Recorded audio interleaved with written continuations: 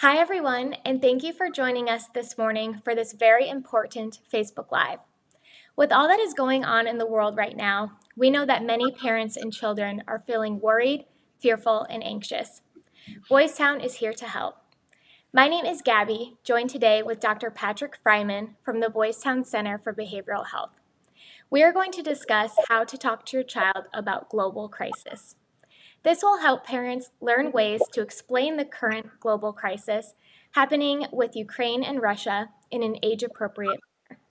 We'll also discuss some incredible resources from Boys Town Parenting and the Boys Town National Hotline. If you have questions for Dr. Fryman on this topic, please comment below. Please also like this video and share it so other parents can access this important discussion. Dr. Fryman, thank you so much for joining us. Would you begin by please telling us a little more about yourself and your role at Boys Town? Okay. I'm Pat Friman. I'm the director of the Boys Town Center for Behavioral Health, which is a community outreach program sponsored by Boys Town. And the services that it supplies are done on an outpatient basis.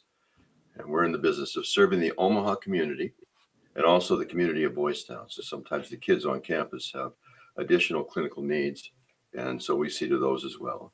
And the staff is largely composed of psychologists and psychotherapists that are specialists or specialized in children and family issues.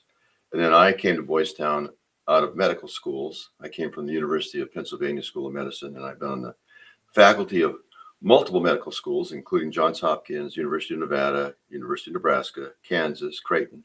And currently I'm a clinical professor of pediatrics at UNMC and ready, willing, and able to address this topic. Wonderful. Well, like I said, it is so great to have you on, especially during this difficult time for many families. So, for parents who are actively watching the news and keeping up with the current crisis in Ukraine, it's a lot of information to digest even for themselves, let alone explain to their kids. Before parents talk to their kids about this topic, what advice do you have for helping them get in a good headspace to make sure that they are feeling okay before they present it to their kids? Well, I make a distinction between there and then and here and now. Yeah. So we're in the here and now, and presumably the parents that are interested in this question are in the here and now. And in their here and now, they're safe and warm and comfortable, and in their homes, there's no threat looming outside the window. There aren't tanks rolling across the lawn. They're in safe space. But when they venture in their imagination to there and then, over there and then things begin to get a little dire, especially if the information we have about there and then comes from any kind of a news outlet, because news outlets specialize in the kind of news that will grab people's attention, and nothing grabs people's attention more than bad news. Right. So if it seems as if they're getting into the wrong headspace, as you put it, they can always revert back to here and now, which is the essence of what's called mindfulness. And the value of mindfulness is focusing on what's happening right now, as opposed to what may happen in the future or what happened in the past. And it's not to say that we shouldn't think about those things. It's just that when they trouble us, we can always come back to here and now, and there's safe space there. We can get our mind in a good position, in a good frame, and then look out at our world from there.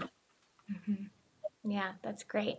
Not looking ahead too much as to what all is going wrong and trying to stay grounded in the present moment. Yeah, I mean, there's risk everywhere. Which risk should we focus on? In fact, I'll give you one. 90% of the human population is infected with the Epstein-Barr virus. The Epstein-Barr virus is responsible for things like multiple sclerosis and throat cancer. Those are risks. Should we start informing children at a certain age that they're at risk for those dire conditions because they're likely to have Epstein-Barr? I don't think so. I mean, the risk is remote. It is a risk.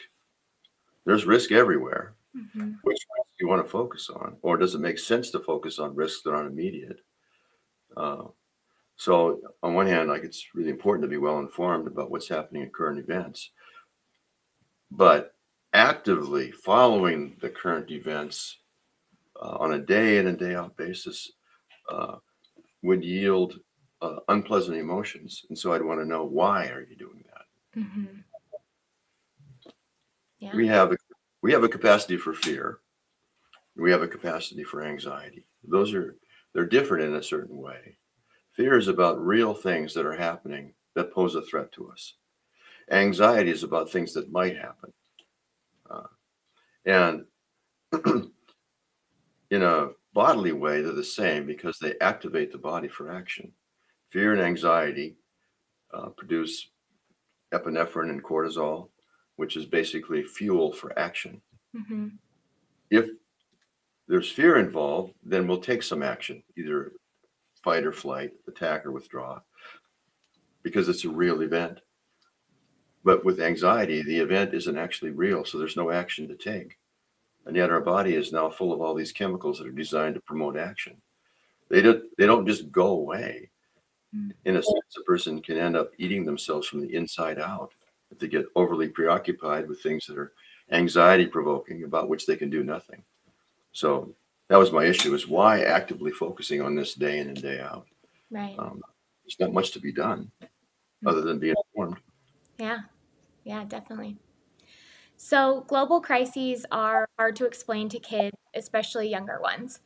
What would you recommend saying to younger elementary age children who hear talk of war, missiles, and bombings at school and maybe don't understand what that means?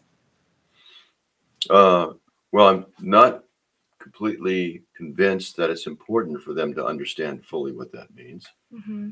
But if they are badgering their parents for an explanation, I keep two things in mind.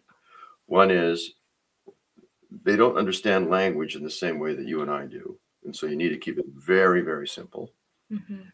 And also, there should be very little of it. So, this is an important message. Whenever you're delivering an important message to a child, you want to make sure that it's very apprehensible, very understandable. So, I recommend 1 or 2 words for every year they've been alive, and then on to a new topic. Okay. So, first thing, simple language and not very much of it.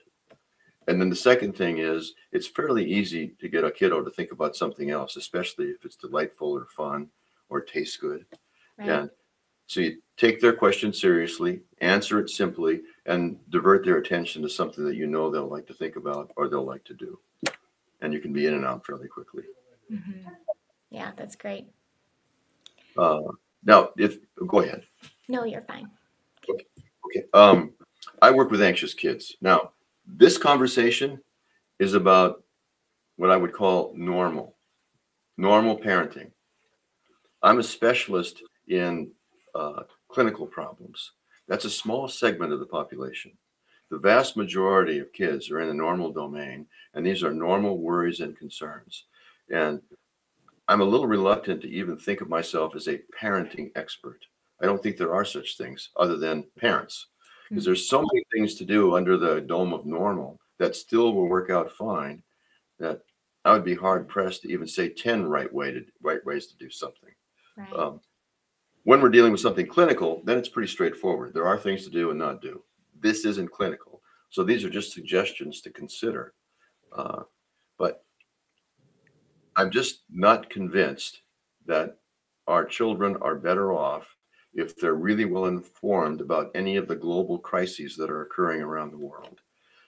I want them concerned with their homework. I want them concerned with their chores. I want them concerned with their friends and their family members. I want them concerned with their teddy bears. I want them concerned with what they're going to have for dinner. I want them concerned with their immediate world and not so much a world that they can't even find on a map. Yeah. Yeah. So, kind of with that, and we want, like you said, for them to worry about their world and what's going on, but maybe for those kids who are asking questions or who are seeing it on social media, stuff like that, if they're a little bit older, would you say that it's better to be more straightforward and honest about the global crisis, or try and generalize those details to make it easier for kids to understand? For You example, realize, if go ahead. for example, if they don't want to scare their kids more by telling them those honest details of what is going on, although some parents struggle with that because they know that they shouldn't sugarcoat things, especially like what's going on now. Why not? I'm a big fan of sugarcoating. Uh, and I have a feeling that that if I were to be in a one-on-one conversation with a parent that was reluctant to sugarcoat, Yeah. I'd want to know what their thought was about Santa Claus. What was their thought about the Easter Bunny? What's their thought about the Tooth Fairy? Mm-hmm. Uh, what's their thought that they impart to their child just before the child's going to go in and have a shot? They make sure they tell them how much it's going to hurt, where they're going to poke the skin. I mean, sometimes it makes sense to sugarcoat stuff, Yeah. especially in the presence of ignorance. And that was the point I was going to make is Mm-hmm. I'm not clear exactly what's going on in Ukraine. Everything that I know, I don't really know. I've just read or heard about, and it's all kind of filtered to me through a political lens. So Yep. I'm not sure exactly what the facts are. So we know there's trouble, and the kids know there's trouble. Uh, and we know that the trouble could get worse, and the kids know that it probably could get worse. And we don't know much more than that. Mm-hmm. I'm not even sure the extent. I know that a big plane was blown up. I guess I read that in the news this morning.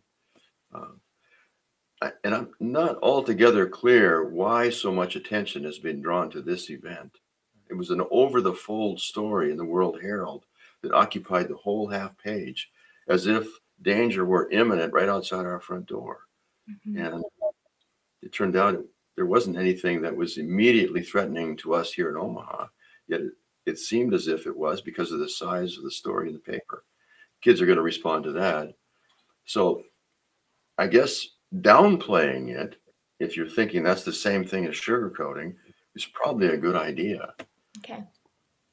It might be informative to get on a map.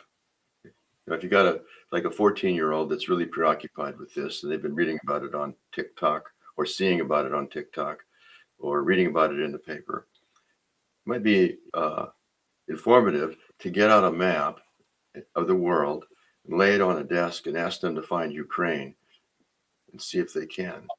Mm-hmm.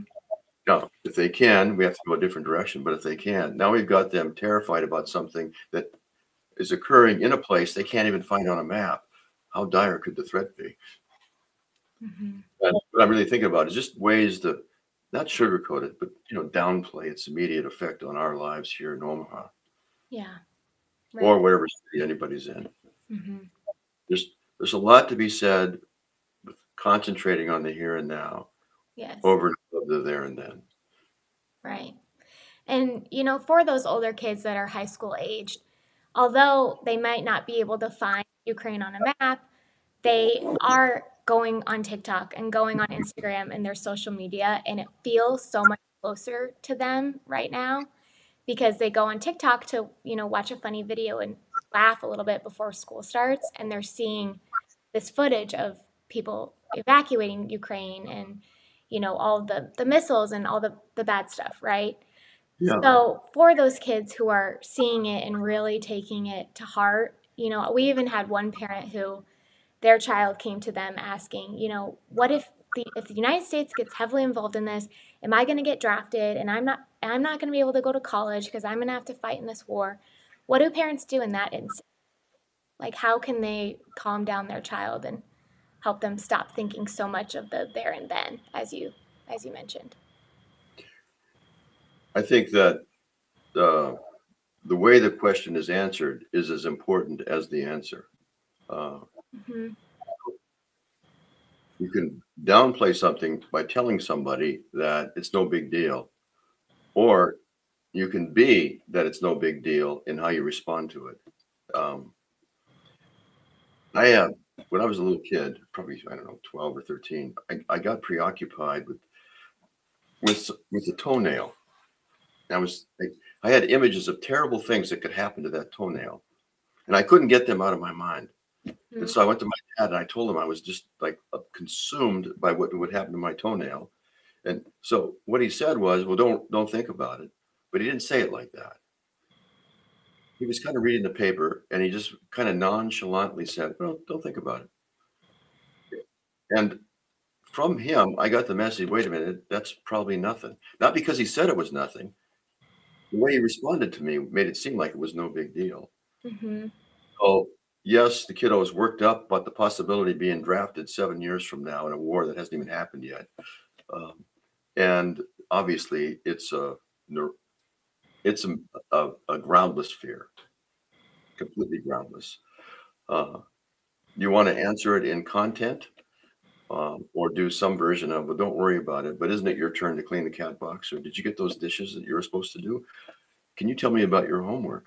Mm-hmm. And why are you so focused on what's happening in Ukraine? What about your friends? I thought you were preoccupied with your social media profile, the likes that you were getting for all the really cool stuff you've been posting. And now you're preoccupied with the country you can't find on the map. That's interesting. How'd that happen? In an attempt to downplay the event and just gently move their attention to something else. Okay. The social media accounts, the online news programs are vying for attention. It's a scarce commodity. It's like a precious natural resource that has a limited amount, and all of these companies are vying for it. And they've learned that the best way to get it is to post stuff that's perilous to our species and to us individually. And that grabs our attention. Doesn't mean the peril is actually there. It means the attempt to get our attention uses peril. Mm-hmm. That's too much for them to understand, but we need to understand that. It isn't important they think about these things, in my opinion. Yeah, yeah, definitely.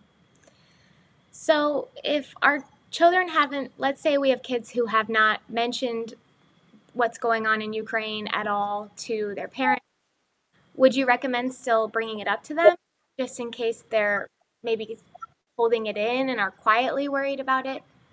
I think it'd be better to inform them about the Epstein-Barr virus and make sure they know they're at risk.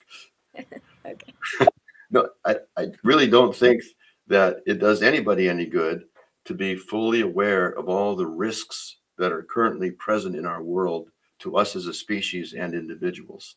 Yeah. They come up one at a time, and when they come up, they should be dealt with one at a time. But if a kid is sailing along in their own little world and they're happy and everything's going to be fine, we don't want to move them out of that world by telling them, well, don't be too optimistic about this. It's like what happens when you tell people that we've had 5 really nice days of weather. Their answer is, well, it's not going to last. Yeah. Well, okay, maybe it isn't going to last, but let's focus on the weather we're having as opposed to starting to think about the weather we might have. Mm-hmm. So if that kid is having nice weather, let's not ruin it for him. Yeah, definitely. So we have a few more questions left for those watching live. So if you have a question for Dr. Fryman related to this topic, now would be the time to leave it in the comment section to make sure we can get it answered. Great. So, we talked already about TikTok and seeing the footage that kids are seeing that makes it feel so much more real for all of them. For the kids who are greatly upset by this and fearful, how can parents comfort them during this time? Well, it's a variation on something I already said, that their attention is driftable. Okay. And so we don't want to, I guess the technical word is invalidate their concerns or dismiss their concerns. Right. Uh, so we listen to their concerns, address them very simply, and then gently try to move their attention onto something else that's more absorbing. Okay. Because if they are very, very concerned, bear in mind, they're concerned about something that doesn't have any bearing on their immediate life. And so if it had a bearing on their immediate life, then there might be some courses of action they could execute in order to make it better. But in this scenario, there's nothing they can do that will in any way impact what's happening over in that other world. If Mm-hmm. they're preoccupied by that problem, they're preoccupied with a problem that has no bearing on their life, and they can't have any bearing on it. Right. So we want to move their attention off of that as efficiently as we can without dismissing their concerns altogether. Mm-hmm. Yeah. And for those kids who really do get fixated on what they see in the media and what they're hearing about at school, the Boys Town National Hotline is an incredible resource to share with your child. So make sure that they have that phone number in their phone. And then there is a texting line too. So I will make sure to comment those in our comment section so you can share those with your child, as well as yourlifeyourvoice.org, which is their website. And this has so many great things related to not even this, but beyond, relationships, friendships, school, everything like that. They can just go to the website, type in the search bar what their concern is, and then a whole list of additional resources will come up and are written in a way that they can understand, which is great. So wanted to share that. I think an important point to make here involves when parents should be worried. Yes, we just had a comment that was left, and it says, how can I tell if my child is struggling with this? What warning signs should I be looking for? Yeah. So what we want to see in the life of this kid is some kind of consistency. They have school hours, they have their bedtime, they have the wake up time, they have certainly a fixed number of chores they're expected to do. They have homework to complete, friends to talk with, and there's a routine to all of that is pretty consistent, and that the consistency itself is a message to the kid that everything's fine. Mhm. You know, if people are stressed or worried, what they're looking for is certainty. And one way you can establish certainty in the life of a kid is to keep their routines intact. But now you're watching the kid try to determine whether or not he's so troubled that professional help might be necessary. The place to look is any serious break in that routine. Okay. So the main elements of it involve their sleeping. Are they sleeping more or less than they usually do? Their appetite. Are they eating more or less than they usually did? Their activity levels. Are they lower or higher than they usually were? And the things that they formerly liked to do, are they still doing those things, or has their interest dropped off? And if there are significant changes in any of those areas, and whatever is happening, could be what's happening online, is impacting them at a clinical level, then it might be a good idea to get some professional assistance. And that assistance, in my opinion, should first involve the pediatrician. The pediatrician is a repository of everything about children, the best source for a first pass at any problem. And so a parent can consult with the pediatrician, find out what they might do about their child's, say, change in daily routine that's reflected about their worries. And if that works, if the pediatrician's advice works, good. Everybody goes home in a limousine. Um, but if it doesn't work, then you go to the next level and consult somebody like people that work for me. Mm-hmm. Yeah, that's great. So we'll do one more question here before we hop off. This one's related again to social media exposure. So, should parents be limiting or removing social media access for children during this time? If so, how do we explain to my child so that they understand why it's being limited or taken away? Um, Too much of a good thing is always a bad thing. Doesn't matter what it is. Yeah, Uh, and if they don't know that by now, then buy their favorite candy and tell them to eat all of it, and then buy more and tell them to eat all of it until they get completely sick. And then you can explain to them, you love candy, but too much of it is just going to make you sick. You right. love to be online, too much online activity is just going to fill your head with stuff that doesn't belong there. That's reason number one. Reason number two is uh, that that parents are very good about warning their children to avoid bad companions and bad neighborhoods. And so if they get a sense that their child is hanging out with bad companions or is wandering into bad neighborhoods, they'll take steps right away to limit that. Guess what the internet is? It's a huge bad neighborhood Right. and it's filled with bad companions. Yeah. And so it definitely should be limited. That's a second reason. The third thing is parents are always looking for ways to motivate their kids. One way to tell how to motivate a kid is to watch what they do. Whatever they do and do a lot of, that's something they like to do. So if we restrict their access to that stuff until they complete stuff for us, then we have a motivating intervention. Mhm. Uh, and at a minimum, those phones should be surrendered at bedtime. I know the kids probably promise they won't turn their phone on when they get to bed. But if they're going to keep that promise, why would they insist on having the phone? Yeah. You know? And we know from experience they're not going to do that. Right. And so we want to limit the phone at bedtime. I would also limit access to the phone until all expectations are met. Hmm. First your vegetables, then your dessert. First your chores, then your phone. First your homework, then your phone. Right. And then there should be a limit on just about everything, a reasonable limit. Yes. And then like set a maybe a fairly strict limit on the phone. You can have it for an hour and a half for free or something like that.